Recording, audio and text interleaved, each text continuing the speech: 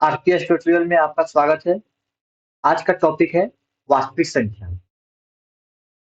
वास्तविक संख्या आपके कक्षा 10th के चैप्टर 1 में है। ठीक है। आज हम वास्तविक संख्या के थ्योरी को पढ़ेंगे। थ्योरी पार्ट को पहले कवर करेंगे। इसके बाद एक एक करके हम उसके एक्सरसाइज को कंप्लीट करने जाएंगे। ठीक है। तो यहाँ पे हम पहले थ्योरी पार्ट को देखते हैं।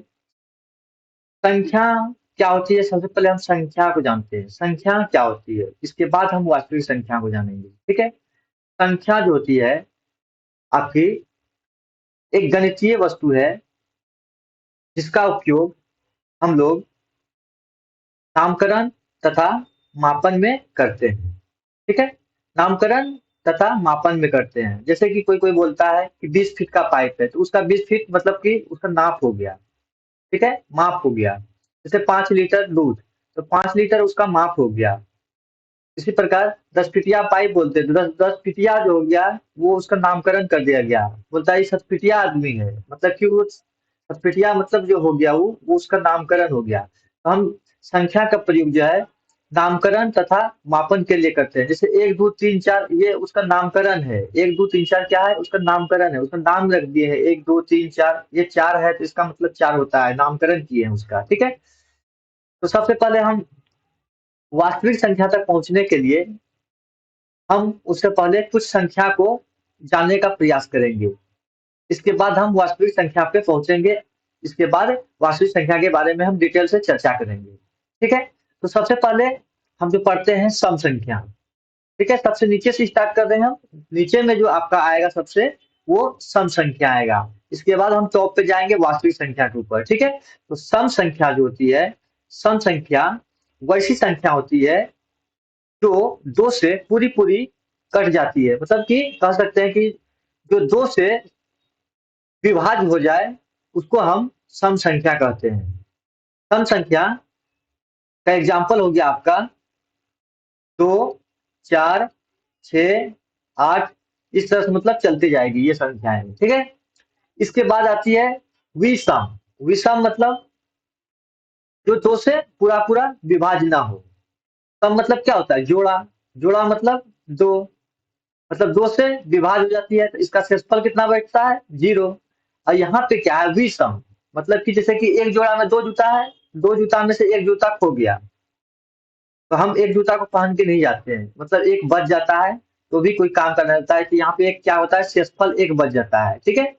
हमेशा इस केस में क्या बचेगा? शेषफल एक हमेशा रहेगा। विषम संख्या जब भी बोलेंगे इसका मतलब है कि उसमें जो है एक शेषफल हमेशा बचेगा। मतलब कि विषम संख्या वैसी संख्याएं है जिसमें हमेशा शेषफल एक बचता है। किससे? दो से भाग देने पे। ठीक है। मतलब दो से भाग देने में जब शेषफल एक बचता है तो वैसी संख्या को हम विषम संख्या कहते हैं।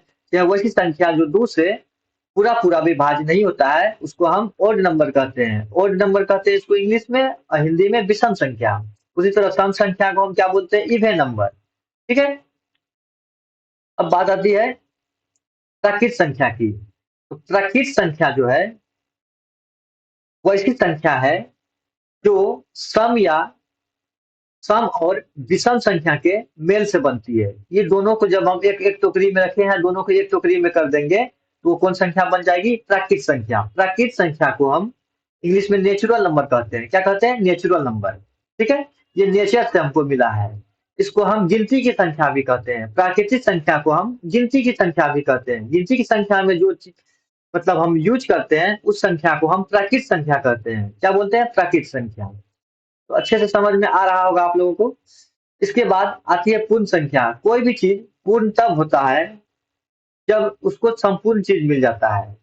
जैसे कि प्राकृत संख्या हम लोग जो पढ़े तो इसका एग्जाम्पल जो होता है वो 1 2 3 4 5 इस तरह से आपका चलते रहेगा। और यहाँ पे हम विषम संख्या का एग्जाम्पल देना भूल गए। तो एग्जाम्पल इसका जो होगा ये 1 3 5 7 9 इस तरह से आपका चलते रहेगा। ठीक है। तो प्राकृत संख्या का एग्जाम्पल जो हो गया 1 2 3 4 5, ये आपका प्राकृत संख्या का एग्जाम्पल हो गया। उसी प्रकार आती है पूर्ण संख्या। तो पूर्ण संख्या वैसी संख्या है जब हम प्राकृत संख्या में जीरो को शामिल कर देते हैं, जीरो को जब हम प्राकृत संख्या में शामिल कर देते हैं तो वो जो संख्या बनती है उसको हम पूर्ण संख्या बोलते हैं, इंग्लिश में उसको होल नंबर कहते हैं। होल नंबर उस संख्या को कहते हैं जिस संख्या में जीरो को प्राकृत संख्या में जीरो को शामिल कर देते हैं, मतलब जीरो को हम शामिल कर दिए, इसके बाद हम एग्जाम्पल में क्या लिख देंगे, प्राकृत संख्या। ठीक है, इस तरह से चलते जाएगा। अब बात आती है पूर्णांक संख्या की। अब पूर्णांक संख्या किसको बोलेंगे, इंग्लिश में इसको क्या बोलते हैं, इंटीजर। ठीक है, इंटीजर्स बोलते हैं। तो पूर्णांक संख्या जो है वैसी संख्या है जिसमें पूर्ण संख्या और ऋणात्मक प्राकृत संख्या को शामिल करते हैं। अर्थात हम कह सकते हैं कि धनात्मक संख्याएं तथा ऋणात्मक संख्याएं के साथ जब जीरो को हम शामिल कर देते हैं तो संख्या जो बनती है उसको पूर्ण संख्या कहते हैं।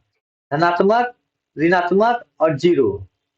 ठीक है, ये तीनों संख्या को जब हम आपस में मिला देते हैं तो जो संख्याएं बनती है उसको हम क्या बोलते हैं, पूर्णांक संख्या कहते हैं। एग्जाम्पल में यहाँ से जीरो ले लिए इसके पहले, ठीक है, इधर ले लेते हैं 1 2 3 4, मतलब कि पॉजिटिव नंबर, और इधर बोल देते हैं -1 -2, इस तरह चलते जाएगा निगेटिव नंबर। ठीक है, तो ये संख्या जो हम बनी, इस संख्या को हम पूर्णांक संख्या कहते हैं। ठीक है, अब बात आती है परिमेय संख्या की। परिमेय संख्या की बात आती है तो परिमेय संख्या जो है हम किसको कहेंगे, परिमेय संख्या किसको बोलेंगे। ठीक है, परिमेय संख्या जो है वैसी संख्या है जिसको p बाय क्यू के फॉर्म में हम लिख सकते हैं। ठीक है, यहाँ पे p और q क्या है, इंटीजर नंबर है। ठीक है, p और q क्या है, इंटीजर्स है।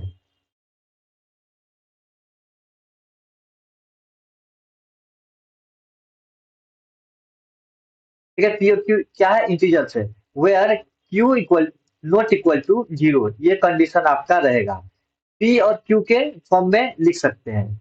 Where q equal to not zero, मतलब q को जीरो नहीं होना है, p जीरो हो सकता है, p इक्वल टू जीरो हो जाएगा कोई दिक्कत नहीं है, लेकिन q को जीरो होना नहीं चाहिए। मतलब नीचे वाला हर को, हर जो है, ठीक है, वो कभी जीरो नहीं होगा, हर जीरो के बराबर होगा ही नहीं। तो हम इसको क्या बोलेंगे, परिमेय संख्या। परिमेय संख्या का एग्जाम्पल देते हैं तो आ जाएगा 0 1 -1, ठीक है, 2 -2, इस तरह से चलते रहेगा आपका। ये हो जाएगा आपका परिमेय संख्या। परिमेय संख्या हो गया। इसके बाद इसके बाद इसको हम ले सकते हैं 2/3, 4/3, 5/3, इस तरह का संख्या भी हम ले सकते हैं, क्योंकि p बाई क्यू के फॉर्म में होता है और q equal to not zero. यहाँ पे सबके नीचे एक आ जाएगा तो ये जीरो के बराबर नहीं है, जीरो के नीचे भी एक लगेंगे तो ये जो है मेरा संख्या जो बनेगा उसको बोलेंगे परिमेय संख्या। अब बात आती है अपरिमेय की संख्या की। अपरिमेय संख्या इसको इंग्लिश में बोलते हैं इरेशनल नंबर। इरेशनल नंबर किसको बोलते हैं, वैसी संख्या जो p बाई क्यू के फॉर्म में नहीं हो, मतलब p बाई क्यू के फॉर्म में जो नहीं होती है उस संख्या को हम अपरिमेय संख्या बोलते हैं। तो उस टाइप की संख्या जो आएगी आपका एग्जाम्पल में √3 आएगा, √7 आएगा, ठीक है, पाई है, ठीक है, ई है, और मान लीजिए कोई संख्या लिख रहे हैं 2.4232 डॉट डॉट डॉट, मतलब इस तरह से चलते रहेगी, ये कभी रुकेगा ही नहीं। ठीक है, आपका ये जो है संख्या कभी रुकेगा ही नहीं, इस टाइप की संख्या जो होगी उसको बोलेंगे अपरिमेय संख्या। ठीक है, अपरिमेय संख्या मतलब p बाई क्यू के फॉर्म में नहीं होना चाहिए। ठीक है, इसके बाद बात आती है वास्तविक संख्या। हमको पढ़ना क्या है, वास्तविक संख्या। तो अब हम पहुंच गए हैं वास्तविक संख्या के ऊपर। तो वास्तविक संख्या इंग्लिश में इसको रियल नंबर बोलते हैं, रियल हीरो यही है, तो इंग्लिश में हम इसको रियल नंबर बोलते हैं। तो रियल नंबर किसको कहते हैं, अब उसको समझना है। यहाँ पे देखिए परिमेय और अपरिमेय के मेल से जो संख्या बनती है उसको हम रियल नंबर कहते हैं। परिमेय संख्या और अपरिमेय संख्या के मेल से जो संख्या बनती है उसको हम वास्तविक संख्या कहते हैं। वास्तविक संख्या में ये दोनों संख्या का कॉम्बिनेशन आ जाएगा, दोनों संख्याएं आ जाएगी किसमें, वास्तविक संख्या में। और इसके बाद ऊपर में जितनी सारी संख्या है, सम संख्या, विषम संख्या, पूर्ण संख्या, प्राकृत संख्या, पूर्णांक संख्या, परिमेय संख्या और परिमेय संख्या, ये सारी संख्याएं वास्तविक संख्याएं कहलाती है। ठीक है, इसके बाद हम आते हैं इसको डील करने के ऊपर। ठीक है,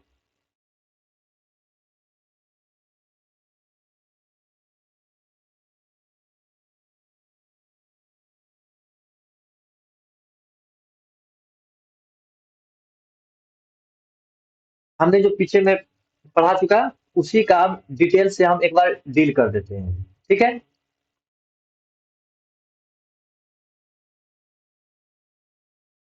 संख्या पद्धति। ठीक है, संख्या पद्धति किसे कहते हैं, तो संख्या पद्धति किसे कहते हैं, हम पहले बता चुके हैं, संख्या को लिखने और संख्याओं के नामकरण को व्यक्त करने की प्रक्रिया को संख्या पद्धति कहते हैं। ठीक है, जैसे कि 0 1 2 3 4 5 6 इस तरह से लिखते हैं, ये अनंत तक सभी संख्याओं को हम संख्या पद्धति कहते हैं, क्योंकि ये संख्या अनंत तक जाएगी, ये संख्या कभी रुकेगी नहीं। ठीक है, अब संख्या के कुछ एग्जाम्पल दिए गए हैं और उनके नाम दिए गए हैं। तो हमने बता दिया है पहला प्राकृत संख्या। प्राकृत संख्या का एग्जाम्पल 1 2 3 4 5 6 7 8 9 10, ये अनंत तक जाएगी। ठीक है, सम संख्याएं, सम संख्या जो हम बोले हैं जो 2 से विभाजित हो जाती है, तो 4 6 8 10, ये 2 भी होगा। ठीक है, विषम संख्या 1 3 5 7 9 इस तरह से चलती जाएगी। पूर्ण संख्याएं 0 1 2 3 4 इस तरह से आपकी चलती जाएगी। पूर्णांक में आपका वही जीरो के पहले और जीरो के बाद वाली संख्या है, मतलब माइनस में और प्लस में दोनों में आएगी। भाज्य संख्याएं, अब भाज्य संख्याएं किसको बोलते हैं उसको समझ लीजिए। भाज्य संख्याएं उस संख्या को बोलते हैं जिसमें 2 से अधिक फैक्टर हो, मतलब कि एक और स्वयं के अलावा कोई और दूसरा कोई फैक्टर हो जाए तो उसको हम बोलते हैं भाज्य संख्या बोलते हैं। इसके बाद आती है अभाज्य संख्या। अभाज्य संख्याएं वैसी संख्या है जो एक और स्वयं से ही विभाजित होती है, मतलब एक से और स्वयं से अगर उसमें भाग लगता है तो उस संख्या को बोलेंगे अभाज्य संख्या होती है। तो अभाज्य वैसी संख्या, वैसी दो अभाज्य संख्याएं जिसका जो है एचसीएफ जो है 1 आना चाहिए। जैसे कि यहाँ 5 7 इसका एचसीएफ जब निकालेंगे तो 1 आएगा। ठीक है, 2 3 का एचसीएफ कितना आएगा, 1 आएगा। उस संख्या को क्या बोलते हैं, अभाज्य संख्या है। अब बात आती है सह आवाज संख्या बोलते हैं। ठीक है, परिमेय संख्या, परिमेय संख्या को पी बाई क्यू के फॉर्म में लिखा जा सकता है। ठीक है, तो यहाँ पी बाई क्यू के फॉर्म में लिखा हुआ है, Q equal to Q not equal to zero, Q यहाँ जीरो नहीं है। ठीक है, अपरिमेय संख्या, अपरिमेय संख्या को पी बाई क्यू के फॉर्म में नहीं लिखा जा सकता है। ठीक है, ये आपका हो गया अपरिमेय संख्या। अब आती है रियल नंबर। ठीक है, रियल नंबर तो वास्तविक संख्याएं जिस जिसको हम बता चुके हैं कि ऊपर की जितनी संख्या है सब वास्तविक संख्या के अंतर्गत आती है।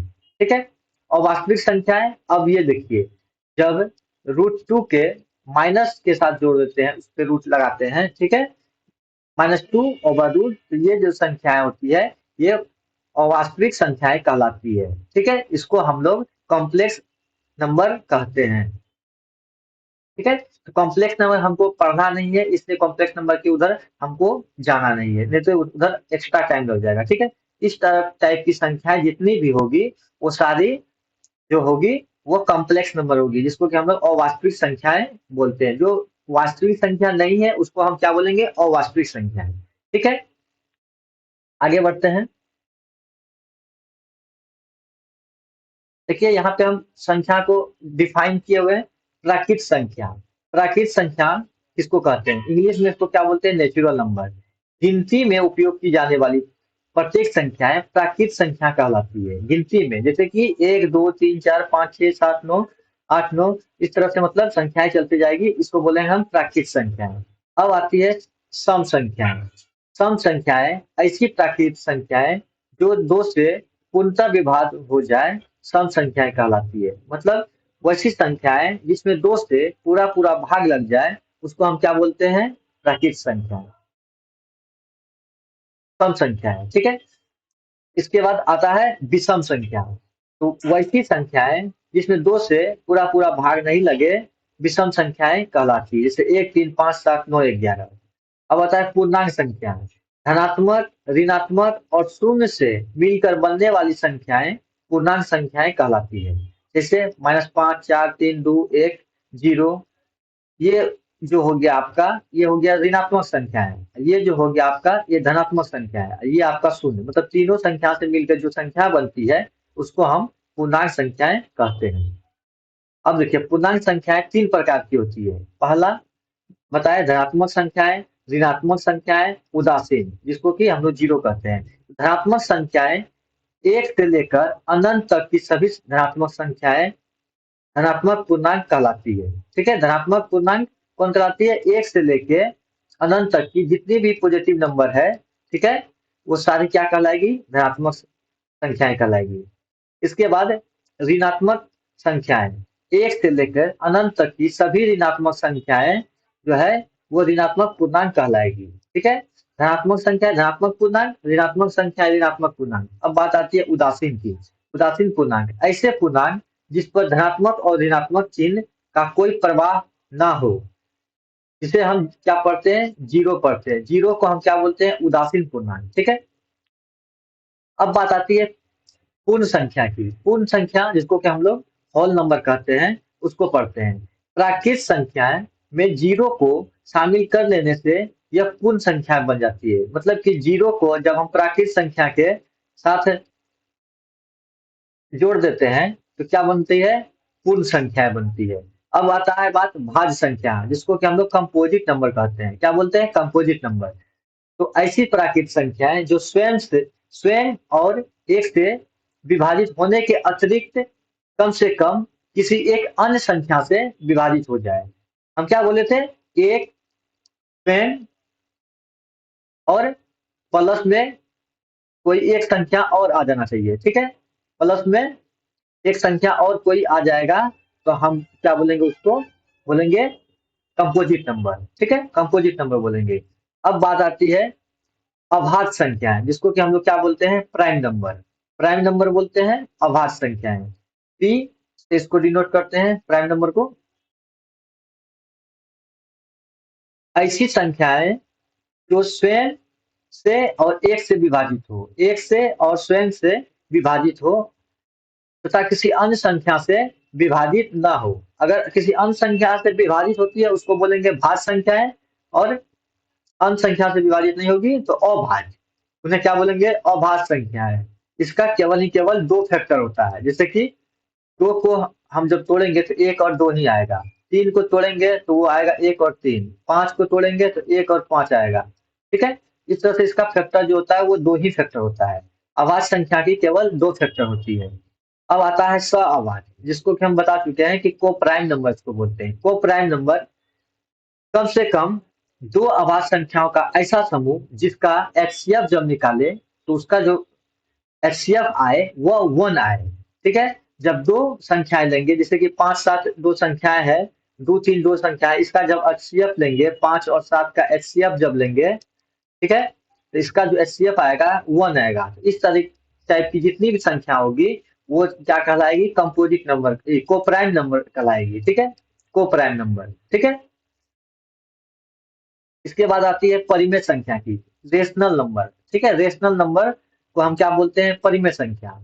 तो ऐसी सभी संख्याएं जिन्हें पी बाई क्यू के फॉर्म में लिखा जा सकता है उन्हें परिमेय संख्या कहलाती है। क्यू का मान जीरो नहीं होना चाहिए, मतलब पी बाई क्यू के फॉर्म में लिख सकते हैं हम। ठीक है, बट क्या होना चाहिए? Q equal not equal to zero, ये आपका कंडीशन है। Q not equal to zero, ये कंडीशन आपका रहेगा। ठीक है, तो उस प्रकार की संख्या को हम क्या बोलेंगे? परिमेय संख्या। जैसे यहाँ पे Q not equal to zero है, Q not equal to zero है, Q not equal to zero है। यहाँ पे ये जो है 125 है, 125 का जो इसका फैक्टर तोड़ेंगे, 25 गुना 25, 15 गुना 15, 225, ये 225 होगा। ठीक है, ये 625 होगा। ठीक है, 625 का ये 25 आ जाएगा, ये आपका 15 आ जाएगा। ठीक है,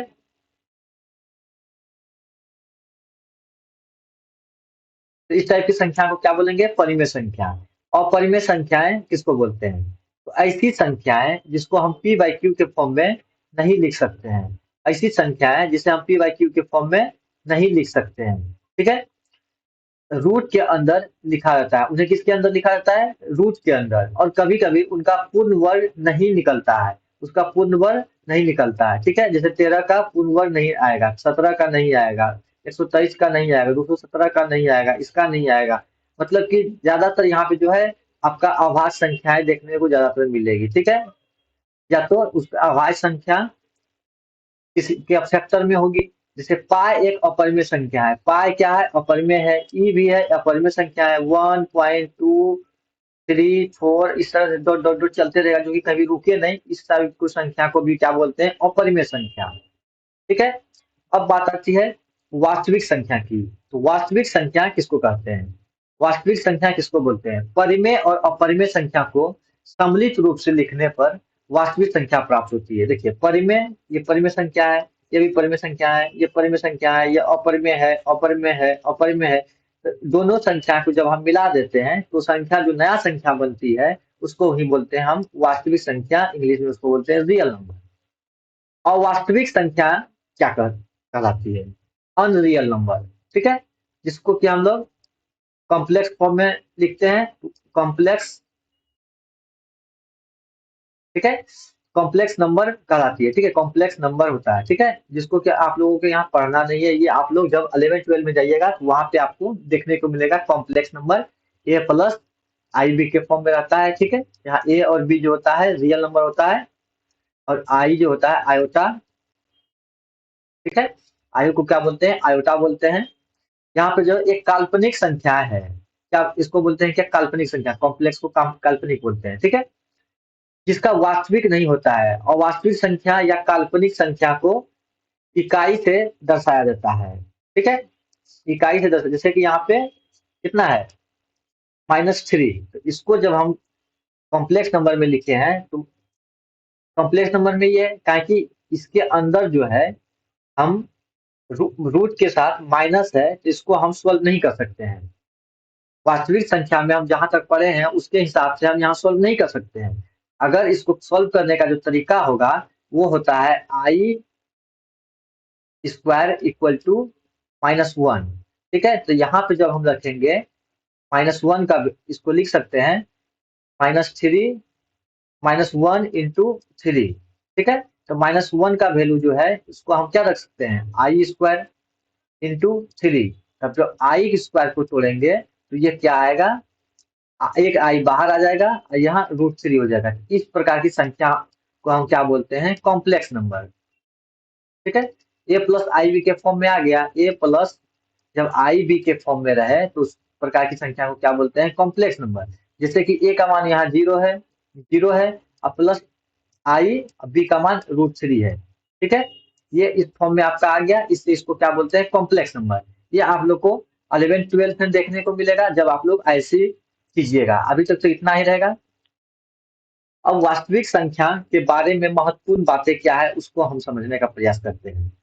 ठीक है, तो वास्तविक संख्या जो होता है,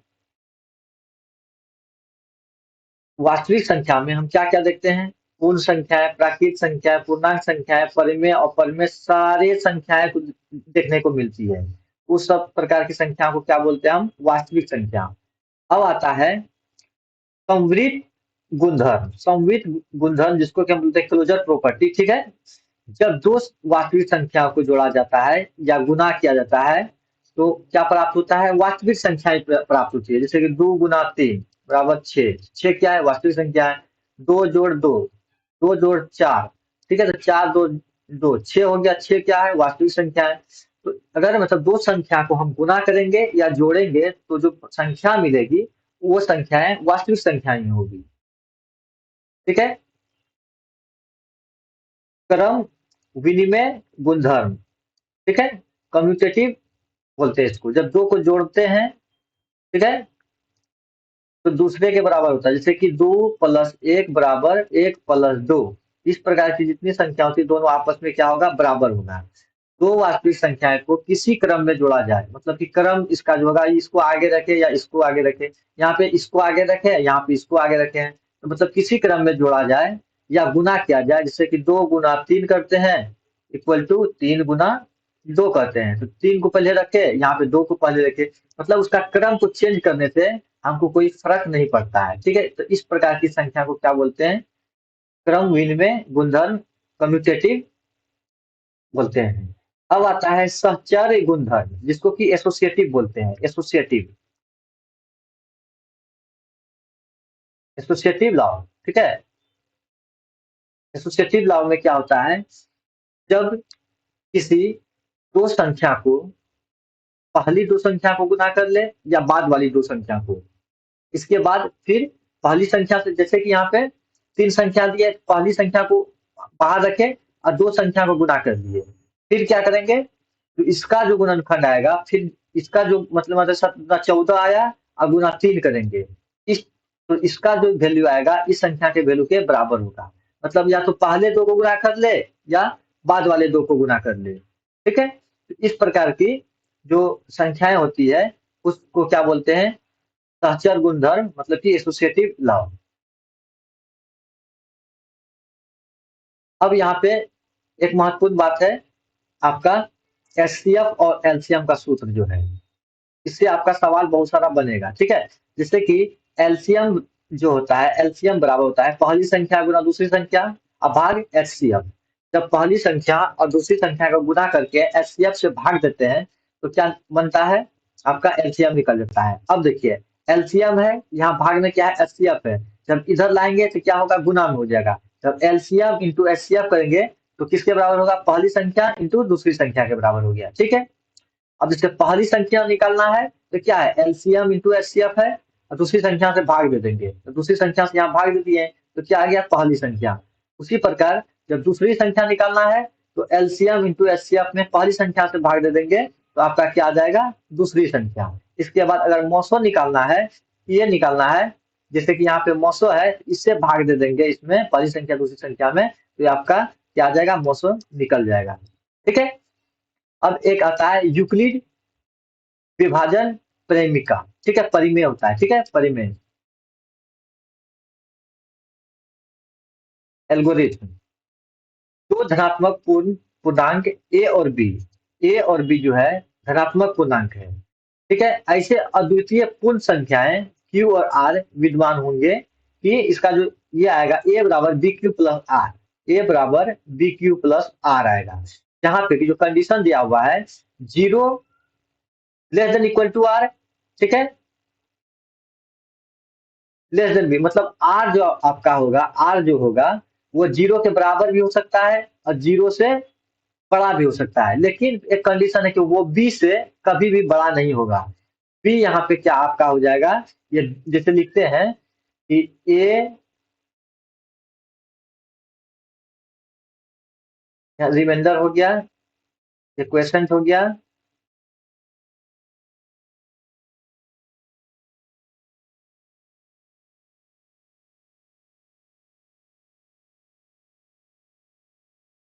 हाँ, आपका ए हो गया, ये बी हो गया, ये क्यू हो गया और ये आर हो गया। ठीक है, तो ये दोनों को गुना करके जब इसको जोड़ेंगे तो हमारा ये संख्या आती है। यहाँ पे लिखा है ए बराबर, इसका जब बराबर करेंगे तो ये दोनों संख्या बी क्यू और प्लस आर, तो हम जानते हैं कि रिमाइंडर जो होता है, रिमाइंडर जो होता है वो कभी भी मतलब बी से ज्यादा नहीं होगा, मतलब बी से हमेशा वो क्या होगा? कम आएगा। ठीक है, थैंक यू।